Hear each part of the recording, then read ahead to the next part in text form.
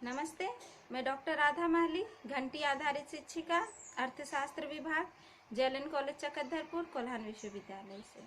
आज का ये video UG semester 5 economics honours के विद्यार्थियों के लिए है। History of economic thought paper से रिलेटेड है। आज के इस वीडियो में हम लोग सीखेंगे कि आडम स्मिथ के प्रमुख आर्थिक विचार क्या थे।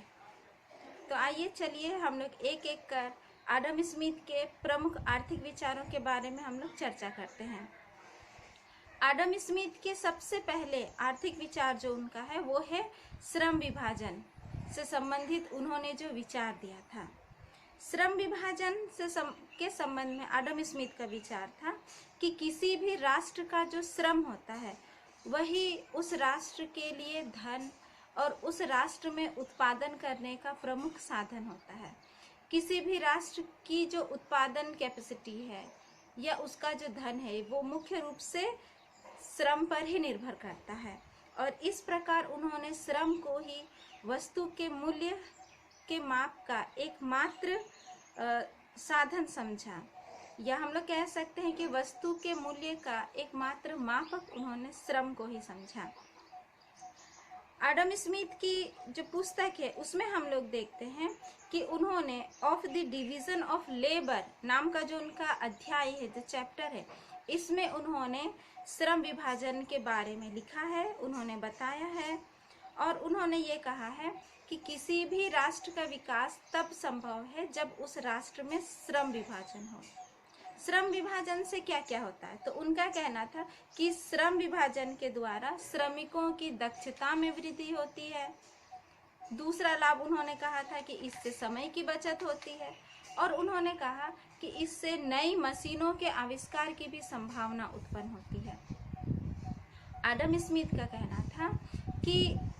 किसी भी कार्य को करने के लिए अगर कोई एक व्यक्ति ही उत्पादन की जो अलग अलग प्रक्रिया है उस प्रक्रिया को कोई एक व्यक्ति ही करता है तो वो बहुत अधिक उत्पादन नहीं कर पाएगा, या हो सकता है कि एक प्रक्रिया एक स्टेप को वो बहुत अच्छे ढंग से करे लेकिन दूसरे स्टेप में वो उतनी कुशलता के साथ काम ना कर पाए,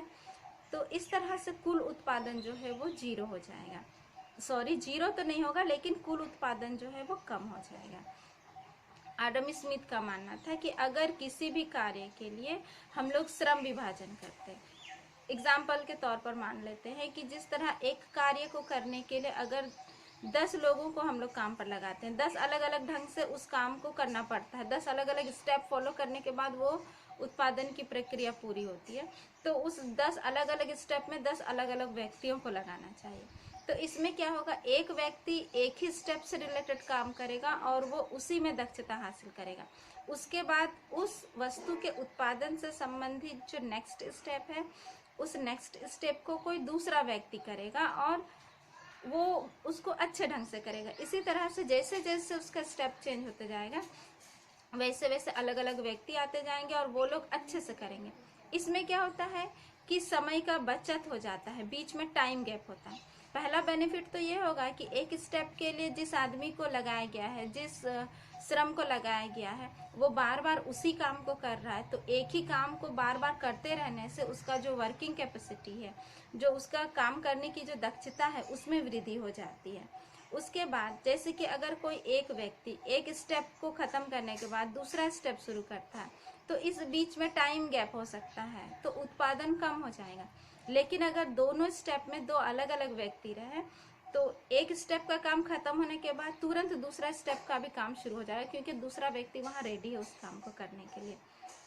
तो इस प्रकार क्या होगा कि समय की बचत हो जाएगी और समय का सही ढंग से उपयोग हो पाएगा और ज़्यादा उत्पादन संभव हो पाएगा। इसीलिए आडम स्मिथ जो थे उनका कहना था कि श्रम का विभाजन कर देना चाहिए, काम का बंटवारा करना चाहिए। तीसरा बात उन्होंने जैसे कही थी कि श्रम विभाजन के द्वारा जो है वो नई मशीनों के आविष्कार की संभावना उत्पन्न होती है। वो उन्होंने इसलिए कहा कि जब श्रम विभाजन में कोई एक स्टेप में एक व्यक्ति को लगाया जाता है तो कंटिन्यू वो उस काम को करते रहता है, तो उस काम से संबंधित क्या परेशानियां आ सकती है, क्या समस्याएं आ सकती है, उसको वो समझ लेता है और उन परेशानियों और उन समस्याओं को दूर करने के लिए वो नए आविष्कार करता है और नए प्रयोग करते हैं। तो इस प्रकार हम लोग देख रहे हैं कि श्रम विभाजन के द्वारा क्या होता है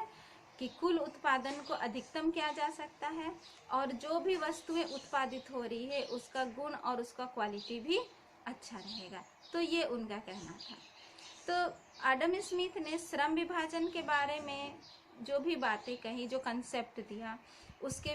लाभ के बारे में भी बताया, लेकिन उनके दिमाग में ये भी चीज़ था कि श्रम विभाजन के कुछ दोष भी होते हैं, इसका कुछ माइनस साइड भी है। जैसे अगर एक व्यक्ति को कंटिन्यू एक ही स्टेप का काम करने के लिए छोड़ दिया जाए तो उसे काम करने में नीरसता का अनुभव होगा, क्योंकि उसके काम में कोई वैरायटी नहीं है, कोई चेंजेस नहीं आ रही है। तो एक ही तरह का काम करते करते वो नीरस हो जाएगा, उस काम को करने में उसकी रुचि नहीं होगी। और दूसरा और भी हो सकता है कि कोई व्यक्ति जब अलग अलग काम को करता है तो वो अपनी ज्ञान बुद्धि उसका प्रयोग करता है, लेकिन अगर एक व्यक्ति को एक ही स्टेप का काम हैंड ओवर कर दिया जाए तो वो उस काम को करेगा, लेकिन अपना ज्ञान बुद्धि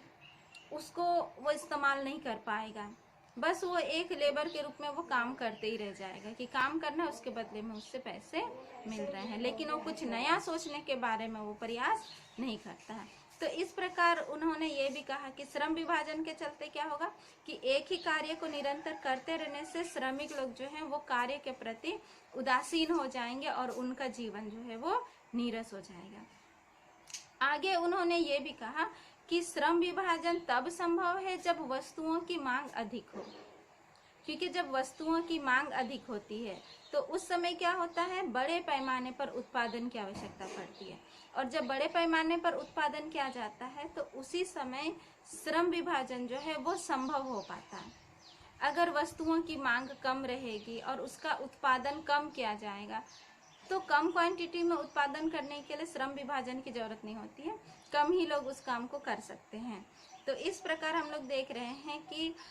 अगर वस्तुओं की मांग कम होती है तो श्रम विभाजन करने का चांसेस जो है वो अपेक्षाकृत कम हो जाता है, लेकिन अगर वस्तुओं की मांग अधिक रहती है, उत्पादन जो है वो अधिक मात्रा में किया जा रहा है,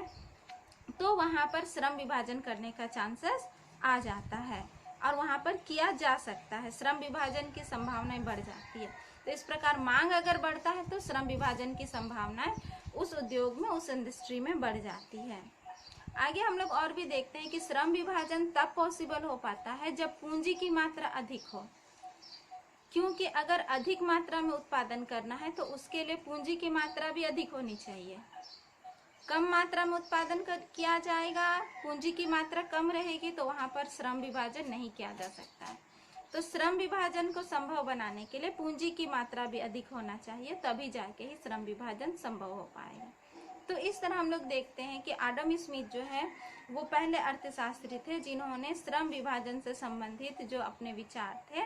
उस विचार को उन्होंने लेके आया और उन्होंने कहा कि श्रम विभाजन को अपने देश के आंतरिक उद्योगों में भी अप्लाई करना चाहिए और अंतर्राष्ट्रीय व्यापार में भी अप्लाई करना चाहिए। ये तो हम लोग आगे बाद में पढ़ेंगे कि अंतर्राष्ट्रीय व्यापार के संबंध में एडम स्मिथ के क्या विचार थे। अभी हम लोगों ने ये देखा कि श्रम विभाजन के संदर्भ में उनका क्या विचार था और उसके किस तरह से पॉजिटिव साइड्स की तरफ उन्होंने बताया और उसके नेगेटिव साइड्स की तरफ भी उन्होंने बताया। आगे हम लोग एडम स्मिथ के जो नेक्स्ट आर्थिक विचार है उसके बारे में हम लोग बात करते हैं। तो उन्होंने प्रकृतिवाद तथा आशावाद इसके बारे में भी विचार दिया था, इसके बारे में भी बातें रखी थी। ये उनके दो प्रमुख विचार थे जो श्रम विभाजन के बाद उन्होंने दिया है। तो इस तरह प्रकृतिवाद और आशावाद ये विचार क्या कहते हैं, चलिए हम लोग इसे जानने का प्रयास करते हैं। प्रकृतिवाद या हम लोग इसको सहजवाद भी कह सकते हैं। तो इसके संदर्भ में एडम स्मिथ का कहना है कि हमारे देश में या किसी के भी देश में जो भी आर्थिक संस्थाओं का जन्म होता है वो आर्थिक संस्थाओं का जन्म स्वतः ही हुआ है। जिस तरह प्रकृति में बाकी चीज़ों का जन्म स्वतः ही अपने आप होता है, इसी प्रकार इकोनॉमिक एक्टिविटीज से रिलेटेड जो भी संस्थाएं हैं उसका जन्म जो है वो स्वतः हुआ है, वो अपने आप हुआ है। इन आर्थिक संस्थाओं के निर्माण को लेके कोई भी व्यक्ति द्वारा या किसी भी संस्था द्वारा किसी भी प्रकार की कोई प्लानिंग नहीं की गई है। ये जो व्यक्ति लोग इकोनॉमिकल एक्टिविटी करते हैं, उस इकोनॉमिकल एक्टिविटी के परिणाम स्वरूप जो भी उनके आकस्मिक कार्य होते हैं, तो वही आकस्मिक कार्य का परिणाम हम लोग जो है वो प्रकृतिवाद में देखते हैं। और वही प्रकृतिवाद ही है जो आर्थिक संस्थाओं को जन्म देती है। उनका मानना है कि आर्थिक संस्थाएं जो है वो स्वतः ही उत्पन्न हो जाती है, क्योंकि उन्होंने ये भी माना है कि जिस भी चीज की शुरुआत होती है वो मनुष्य की इच्छा से होती है, और कोई भी चीज मनुष्य की इच्छा के परे नहीं है, और मनुष्य की इच्छा को ही उन्होंने प्रकृति माना है। तो इसी प्रकार उनका ये मानना है कि जितने भी आर्थिक संस्थाएं हैं, उन आर्थिक संस्थाओं का जो जन्म है वो मनुष्य की इच्छाओं के माध्यम से ही हुआ है, दैट मीन्स प्रकृति के माध्यम से ही हुआ है, और इसलिए उन्होंने इसे प्रकृतिवाद का ही नाम दिया है। चलिए हम लोग प्रकृतिवाद को और अच्छे ढंग से समझने के लिए हम लोग ये जानेंगे कि एडम स्मिथ ने अपनी किताब वेल्थ ऑफ नेशन में इससे संबंधित क्या क्या उदाहरण दिए हैं। तो हम लोग देखेंगे कि जैसे उन्होंने सबसे पहले श्रम विभाजन के बारे में कहा, तो उनका मानना है कि श्रम विभाजन का जो विचार है वो भी प्राकृतिकवादियों के विचारों के ही अनुरूप है, क्योंकि जो श्रम का जो विभाजन है जिसके कारण जो लाभ प्राप्त होता है, ये इसे उन्होंने एक प्राकृतिक संस्था माना है जो मनुष्य की इच्छाओं के द्वारा ही हुआ है। एडम स्मिथ ने लिखा है अपनी किताब में कि श्रम विभाजन किसी मनुष्य की बुद्धि का परिणाम नहीं है, यह मानव स्वभाव की विनिमय प्रवृत्ति का आवश्यक तथा क्रमिक परिणाम है। तो इस तरह उनका ये मानना है कि मनुष्यों के अंदर में जो विनिमय प्रवृत्ति होती है वो विनिमय प्रवृत्ति प्राकृतिक होती है, और यह प्रवृत्ति मनुष्य के अंदर स्वार्थ के रूप में जन्म लेता है, और मनुष्य के अंदर जो स्वार्थ वाला जो गुण होता है वो उसके जन्म से लेके उसका मृत्यु तक वो रहता है। तो इस तरह श्रम विभाजन का भी जो कंसेप्ट आया है वो भी मनुष्य की इच्छा से आया है, और इसीलिए उन्होंने इसे भी प्रकृतिवाद का ही एक उदाहरण माना है। आगे हम लोग देखेंगे कि आर्थिक संस्था के रूप में जो मुद्रा का आविष्कार हुआ है, इसे उन्होंने किस तरह से प्रकृतिवाद माना है। उन्होंने ये देखा कि जब संसार में श्रम विभाजन से सारा काम चलने लगा, और शुरुआत वाली बात जब हम लोग देखेंगे, जब मुद्रा का आविष्कार नहीं हुआ था तो उस समय जो वस्तु विनिमय प्रणाली थी, तो वस्तु विनिमय प्रणाली के अंतर्गत लोगों को कई सारी परेशानियों कठिनाइयों का सामना करना पड़ता था। तो जैसे जैसे आर्थिक क्रियाओं में सामाजिक जटिलताएं उत्पन्न होती गई, वैसे वैसे करके श्रम विभाजन और वस्तु विनिमय प्रणाली की कठिनाइयां भी आने लगी। तो जब श्रम विभाजन हो रहा है और तब उनको भुगतान करने की बात आती है, तो वस्तु विनिमय प्रणाली के द्वारा भुगतान करना है, और वस्तु विनिमय प्रणाली के बहुत सारे दोष हैं, बहुत सारी कठिनाइयां हैं। तो इन कठिनाइयों को दूर करने के लिए व्यक्ति ने कुछ ऐसा उपाय सोचा, उसके अंदर एक ऐसी इच्छा आई कि कोई ऐसा द्रव्य हो जो हमारी इन परेशानियों को, इन कठिनाइयों को दूर कर पाए। तो इस तरह से व्यक्ति के दिमाग में एक मुद्रा का कंसेप्ट आया, और फिर उन्होंने मुद्रा को लेके आया कि किस तरह से मुद्रा जो है हमारी आर्थिक और सामाजिक विकास को वो संभव बना सकती है, और हमारे जो भी इकोनॉमिकल एक्टिविटीज़ हैं, आर्थिक क्रियाएं हैं, इसको इजीली संचालित कर सकती है। तो इसके लिए उन्होंने मुद्रा को लेके आया। तो इस तरह एडम स्मिथ का कहना है कि मुद्रा का भी जो अस्तित्व सामने आया है, मुद्रा का भी जो विकास हुआ है, ये भी एक तरह से प्रकृतिवाद के रूप में ही हुआ है, और स्वतः ही ये हुआ है। आगे हम लोग उनके दूसरा उदाहरण हम लोग देखते हैं जो एडम स्मिथ ने दिया है। तो दूसरा उदाहरण में हम लोग देखेंगे कि पूंजी को एडम स्मिथ ने तीसरी महान आर्थिक संस्था उन्होंने कहा है। तो यहाँ हम लोग देखेंगे कि पूंजी के बारे में जो एडम स्मिथ का कहना है कि पूंजी की मात्रा धन के संचय द्वारा निर्धारित होती है। एक व्यक्ति कितना धन संचय करता है, उसी से ही पूंजी की मात्रा निर्धारित होती है। अब व्यक्ति का धन संचय किससे डिसाइड होगा? व्यक्ति का धन संचय जो है ये बचत की मात्रा पर निर्भर करता है। तो इस प्रकार व्यक्ति जो बचत करता है वो कैसे करता है, वह भी स्वार्थ से प्रेरित होता है। वो अपने स्वार्थ से प्रेरित होके अपनी आय का कुछ भाग बचत के रूप में वो बचा के रखना चाहता है, और जब वो आय का कुछ भाग बचत के रूप में बचा के वो रख लेता है तो फिर धीरे धीरे वही बचत जो है वो पूंजी का रूप लेती है। तो इस प्रकार हम लोग देखते हैं कि पूंजी स्वयं मनुष्य के बचत करने की जो है वो स्वाभाविक भावना है, या उसकी बचत करने की स्वाभाविक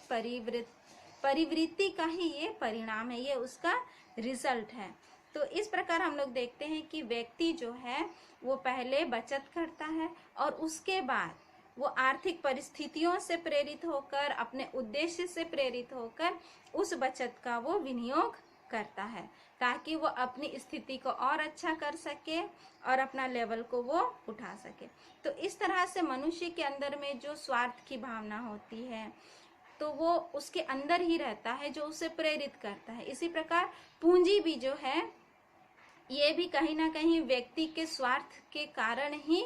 उत्पन्न हुआ है, और ये धन संचय का ये आधार बना है कि किस तरह से व्यक्ति बचत करे और बचत के माध्यम से पूंजी बनाए और फिर उस पूंजी का निवेश करे, और ताकि उस निवेश से उसको फिर बेनिफिट हो, फिर प्रॉफिट हो। तो इस तरह से जो पूंजी का जो कंसेप्ट आया है, पूंजी को अगर हम लोग एक आर्थिक संस्था के रूप में लेते हैं तो वो भी एक प्रकृतिवाद का ही रूप है, जो स्वतः ही सृजित हुआ है, मनुष्य के अंदर इच्छा से उत्पन्न हुआ है। ये एडम स्मिथ का कहना है। आगे उन्होंने और उदाहरण दिया है कि मांग और जो पूर्ति है, तो व्यक्ति की मांग और पूर्ति का जो आरंभ हुआ है कि डिमांड कहाँ से आया है, सप्लाई कहाँ से आया है, इसके संदर्भ में भी एडम स्मिथ का कहना है कि ये भी व्यक्ति की इच्छा के स्वरूप ही उत्पन्न हो पाया है।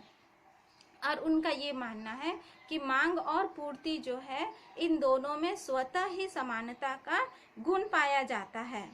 अब यहाँ पर उदाहरण एडम स्मिथ देते हैं और उनका कहना है कि अगर बाजार में हम लोग देखेंगे कि वस्तु की जो उपलब्ध मात्रा है, जो पूर्ति है, वो उसकी मांग से अधिक हो जाती है, तब क्या होगा, जिस कीमत पर वस्तु की बिक्री हो रही थी उस कीमत पर बिक्री नहीं हो पाएगी, और वस्तु का जो कीमत मिल रहा है वो कीमत इसके अन्य लागतों को पूरा करने में सक्षम नहीं हो पाएगा, जैसे लगान, मजदूरी, लाभ। तो इनकी मात्रा की भरपाई करने के लिए वो मूल्य जो है वो कम हो जाएगा। तो नतीजा क्या होगा, जितने भी उत्पादन के जो साधनों को लगाया गया था इस वस्तु की पूर्ति को बढ़ाने के लिए, धीरे धीरे से उन साधनों को उस वस्तु के उत्पादन से हटाया जाएगा। जब हटाया जा रहा है तो स्वतः ही उस वस्तु का उत्पादन जो है वो धीरे धीरे कम हो जाएगा, और जब वस्तु का उत्पादन धीरे धीरे कम हो जाएगा तो वस्तु की पूर्ति घट जाएगी और फिर से उसका कीमत जो है वो बढ़ जाएगा। तो इस प्रकार हम लोग देख रहे हैं कि मांग और पूर्ति के संदर्भ में भी उन्होंने कहा है कि समायोजन जो है वो धीरे धीरे स्वतः हो जाता है, और ये भी व्यक्ति की इच्छा के अनुरूप ही हुआ है। आगे हम लोग देखेंगे कि जनसंख्या के संदर्भ में उनका क्या कहना है एक आर्थिक संस्था के रूप में। तो जनसंख्या के संदर्भ में उन्होंने जो अपना विचार दिया है कि जनसंख्या को अगर हम लोग एक आर्थिक संस्था मानते हैं तो जनसंख्या जो है वो इकोनॉमिकल एक्टिविटी का पार्ट किस प्रकार बनता है। तो यहाँ एडम स्मिथ का कहना है कि जनसंख्या का निर्धारण भी वस्तुओं की समान मांग से तय होती है, कि जनसंख्या की मांग कितनी है उसी के आधार पर जनसंख्या का निर्धारण होता है। उनका मानना है कि यदि मान लीजिए देश में किसी समय जनसंख्या अधिक रहती है, कहने का मतलब है कि जनसंख्या का सप्लाई जो है वो जनसंख्या के डिमांड से ज़्यादा है, तो नतीजा क्या होगा, जब जनसंख्या अधिक रहेगी तो मजदूरों की जो मजदूरी दर है वो कम हो जाएगी, क्योंकि बहुत ज़्यादा जनसंख्या अवेलेबल है काम करने के लिए, तो मजदूरी दर कम हो जाएगी। तो इससे नतीजा क्या होगा, गरीबी फैलेगी, भुखमरी फैलेगी और बहुत सारे लोग मरेंगे, और धीरे धीरे जनसंख्या जो है वो अपने आप कम होने लग जाएगी। और जब जनसंख्या अपने आप कम हो जाएगी तो धीरे धीरे मजदूरों की मजदूरी जो है वो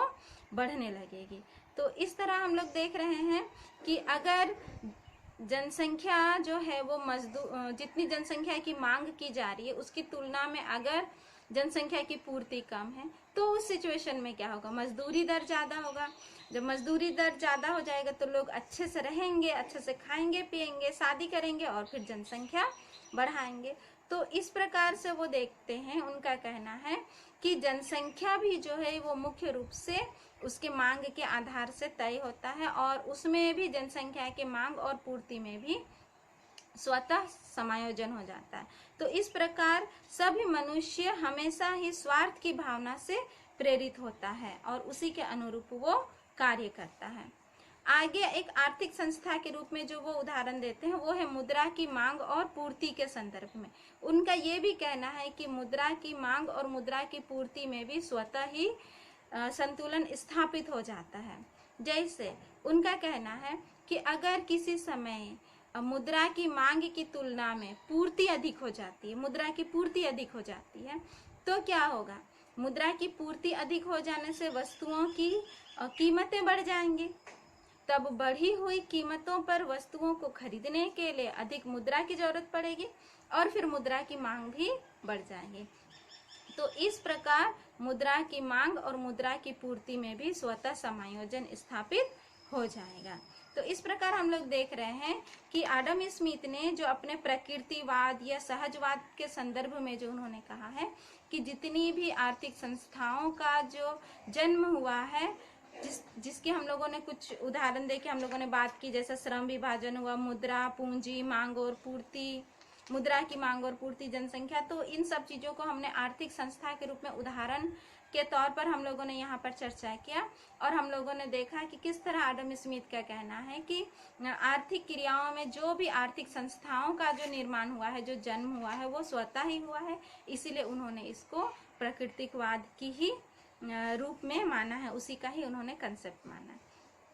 तो श्रम विभाजन के बाद दूसरा उनका जो मेजर विचार था वो था प्राकृतिकवाद। और जो नेक्स्ट जो हम लोग देख रहे हैं, आशावाद से संबंधित उन्होंने जो बातें की थी। देखिए, प्रकृतिवाद के संदर्भ में उन्होंने कहा था कि जिन भी आर्थिक संस्थाओं का जन्म होता है वो स्वतः ही होता है, जिस तरह प्रकृति में बाकी चीजें अपने आप होती है। आशावाद के संदर्भ में उन्होंने कहा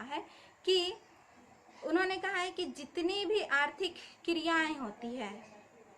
वो आर्थिक क्रियाएं लाभदायक ही होती है। जो भी आर्थिक संस्था का जो जन्म हुआ है वो आर्थिक संस्था जो है वो लाभ के उद्देश्य से ही संचालित होता है। तो ये उनका कहना है। जैसे उन्होंने कहा कि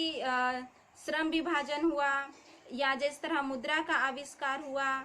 तो ये सारी चीजें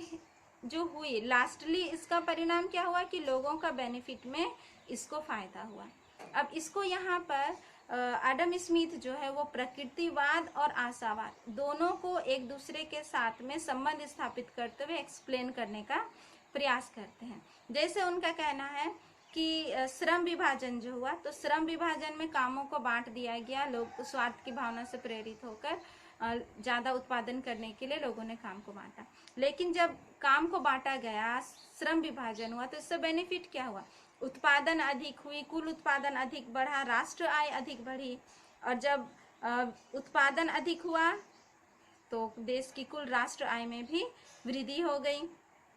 तो इस प्रकार लास्ट में ये बेनिफिट का ही रूप हुआ। आगे जिस तरह से उन्होंने मुद्रा के बारे में बताया कि मुद्रा का जो आविष्कार हुआ था वो भी स्वतः ही हुआ, तो इससे क्या बेनिफिट हुआ, क्योंकि वस्तु विनिमय प्रणाली में जिस तरह से संचय की कठिनाई थी, विनिमय की कठिनाई थी, तो मुद्रा आने के बाद वस्तु विनिमय प्रणाली से संबंधित जितनी भी कठिनाई थी उनको उन्होंने दूर किया। और सबसे बड़ी बात तो ये हुई कि मुद्रा के माध्यम से धन का संचय किया जा सकता है, पूंजी निर्माण किया जा सकता है, और धन संचय करके, पूंजी निर्माण करके आगे इस पूंजी को विनियोग करके व्यक्ति जो है और अधिक लाभ कमा सकता है। और इस तरह से एडम स्मिथ ने कहा कि किसी भी देश का आर्थिक विकास तब होगा जब उस देश में पूंजी होगी। तो उन्होंने पूंजी को आर्थिक विकास के साथ में कनेक्ट किया। तो इस प्रकार हम लोग देख रहे हैं कि उन्होंने कहा कि जितने भी आर्थिक संस्थाओं का जो जन्म हुआ है प्रकृतिवाद के अनुसार स्वतः ही जन्म हुआ है, लेकिन आशावाद में उन्होंने कहा कि जो भी प्राकृतिक संस्थाओं का जन्म हुआ है उससे लोगों को बेनिफिट ही है। लेकिन आगे आप लोग देखिएगा कि इन दोनों विचारों के संदर्भ में जितने भी दूसरे विचारक लोग हैं उन्होंने प्रकृतिवाद से संबंधित एडम स्मिथ के जो विचार थे उसको तो एक्सेप्ट किया, लेकिन आशावाद के संदर्भ में उन्होंने जो भी तर्क दिए थे उससे वो लोग सहमत नहीं है और उसकी उन्होंने आलोचना भी की है। जैसे उनका कहना है कि एडम स्मिथ ने जो आशावाद अर्थशास्त्र का जो कंसेप्ट दिया ये सभी क्षेत्रों में लागू नहीं होता है। आशावाद का जो कंसेप्ट है ये उत्पादन क्षेत्र में तो लागू होगा, लेकिन वितरण के क्षेत्र में इसे वितरण के क्षेत्र में इसे लागू नहीं किया जा सकता है। फिर आगे उन्होंने कहा कि जो आर्थिक संस्थाओं के बारे में एडम स्मिथ बात करते हैं, जैसे श्रम विभाजन, पूंजी, मूल्य का सिद्धांत, तो इनका जन्म स्वतः हुआ है, ठीक है, लेकिन लाभप्रद है ये नहीं हम लोग बोल सकते हैं। आलोचकों का कहना है कि ये जो आर्थिक संस्थाएं हैं अगर ये कंट्रोल से इनका संचालन किया जाता है, इनको कंट्रोल में रखा जाता है तो ये बेनिफिट देगा, लेकिन अगर हम लोगों ने इसे कंट्रोल में नहीं यानी कि उचित अंकुश में हम लोग इसे नहीं रखते हैं, इसे हम लोग नियंत्रण में नहीं रखते हैं, तो ये आर्थिक संस्थाएं जो है बहुत सारी आर्थिक बुराइयों को जन्म दे सकती है। खासकर हम लोग जैसे देखें कि पूंजी तथा मुद्रा जो है अगर इसको हम लोग इस पर अंकुश नहीं लगाते हैं और इसे हम लोग नियंत्रण में नहीं रखते हैं तो ये आगे चल के समाज के लिए शोषण का कारण बन सकता है। तो इस तरह हम लोग यहाँ पर देख रहे हैं कि आलोचकों ने इसकी आलोचना की है। आलोचकों का ये भी कहना है कि एडम स्मिथ ने जो कहा कि व्यक्ति का जो स्वार्थ होता है, जो उसकी इच्छा होती है, इसी के बदौलत आर्थिक संस्था का जन्म हुआ और ये जो हुआ इससे लोगों को लाभ मिला। लेकिन यहाँ ये बात ध्यान देने वाली है, जो आलोचकों का कहना है कि स्वार्थ की भावना तो एक व्यक्ति के हित तक ठीक है, लेकिन अगर सामाजिक हित के बारे में बात करते हैं हम लोग तो एक व्यक्ति का निजी स्वार्थ जो है वो हमेशा समाज के हित में नहीं होता है। हो सकता है कि एक व्यक्ति के निजी स्वार्थ से समाज का अहित हो जाए। जिस तरह से हम लोग बात करते हैं कि अगर एक उद्योगपति या उद्यमी चाहेगा कि हम ज़्यादा से ज़्यादा पैसा रखें, इससे मेरा हित होगा और बदले में वो श्रमिकों को कम पैसे या कम मजदूरी देगा, तो इससे क्या होगा, उस व्यक्ति का व्यक्तिगत हित तो हो रहा है, उद्यमी का व्यक्तिगत हित तो हो रहा है, लेकिन श्रमिकों का शोषण हो रहा है, उसका सामाजिक हित नहीं, सामाजिक हित नहीं हो पा रहा है, उनका शोषण हो रहा है। तो इस प्रकार हम लोग देखते हैं कि एडम स्मिथ ने जो प्रकृतिवाद और आशावाद के बारे में बताया, इसमें आशावाद से संबंधित कई आलोचना भी की गई है। लेकिन हम लोग निष्कर्ष के तौर पर ये कह सकते हैं कि स्मिथ ने प्रकृतिवाद और आशावाद का जो कंसेप्ट दिया है और आर्थिक संस्थाओं के बारे में जो उन्होंने कहा है, ये हमारी एक बेसिक कंसेप्ट डेवलप करने में, आर्थिक संस्थाओं से संबंधित बेसिक कंसेप्ट को डेवलप करने में हमारी बहुत मदद करता है और विकास एवं उनकी उपयोगिता, इन सब बातों को समझने में भी हमारी बहुत अधिक महत्व करता है, मदद करता है। तो इस प्रकार हम लोगों ने आज के इस वीडियो में एडम स्मिथ के आर्थिक विचार के अंतर्गत मुख्य 3 बिंदुओं पर बातें की। एक है श्रम विभाजन, दूसरा है प्रकृतिवाद और तीसरा है आशावाद। एडम स्मिथ के आर्थिक विचार से संबंधित और बिंदुओं पर मैं अपने अगले वीडियो में आप लोगों के साथ बात करूंगी। तब तक के लिए धन्यवाद।